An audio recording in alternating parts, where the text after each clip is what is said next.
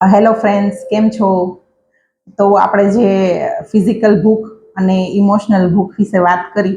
તો ઇમોશનલ ભૂખ તમને જનરલી ક્યારે લાગે છે કે જ્યારે તમે સાવ એકલા હોવ, બોર થતા હોવ, ક્યારેક તમે સ્ટ્રેસમાં હોવ, એ સમયે પણ તમને ભૂખ લાગે છે. કોઈક વસ્તુના વારે ઘડીએ વિચાર કરી રાખો છો, ચિંતામાં છો, તો એ વિચારોને દૂર કરવા માટે પણ તમને ભૂખ લાગતી હોય છે. અથવા તો ક્યારેક કોઈ ફ્રેન્ડ્સ છે કે ફેમિલી મેમ્બર્સ ભેગા થઈ ગયા છે અને કોઈ પર્ટિક્યુલર વાનગીની આપણને ભૂખ લાગે છે કે ભાઈ ચલો સાથે મળીને આ વસ્તુ ખાઈએ.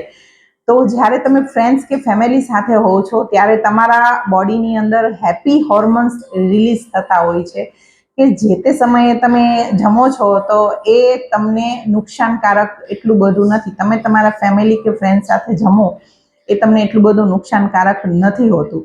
પરંતુ એમાં ખાસ તમારે એક વસ્તુનું ધ્યાન રાખવાનું હોય છે કે જ્યારે કે ફ્રેન્ડ્સ ને ફેમિલી સાથે આપણે જમીએ છીએ ત્યારે આપણાથી ઓવર ઇટિંગ થઈ જાય છે, વધારે જમાઈ જાય છે.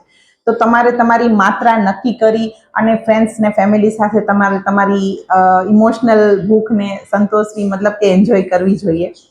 પરંતુ જ્યારે ઇમોશનલ હંગર છે, મતલબ કે તમે સ્ટ્રેસમાં છો કે તમારી એક્ઝામ છે, કંઈક કામ છે, બરાબર છે, કે તમારે એવી બોર થઈ ગયા છો, એકલા છો, તો આવા સમયે જ્યારે તમને ભૂખ લાગે છે તો એ ભૂખને સંતોષવા માટે તમારે શું કરવું જોઈએ કે તમે જે તે સમયે થોડુંક હૂંફાળું પાણી પી શકો, અથવા તો વોક લઈ શકો, અથવા તમને ગમતા ગીતો સાંભળી શકો, તમે તમારા ગમતા વ્યક્તિઓ સાથે ફોનમાં વાત કરી શકો, અથવા તો કોઈક સારી બુક રીડ કરી શકો.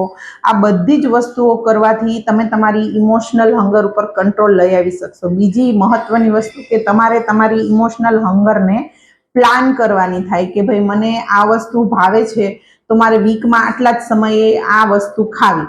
તો જો તમે એને પ્લાન કરીને જમશો તો તમને ગિલ્ટ ફિલિંગ, મતલબ કે જે અપરાધની ભાવના મનની અંદર હોય છે કે હું ઇમોશનલ હંગરમાં ખૂબ જ વધારે ખવાઈ જાય છે, એનાથી તમે પોતાની જાતને ટાળી શકશો અને તમે તમારી ફિઝિકલ હંગર અને ઇમોશનલ હંગર બંને હંગરને ખૂબ જ સારી રીતે એન્જોય કરી શકશો. Thank you.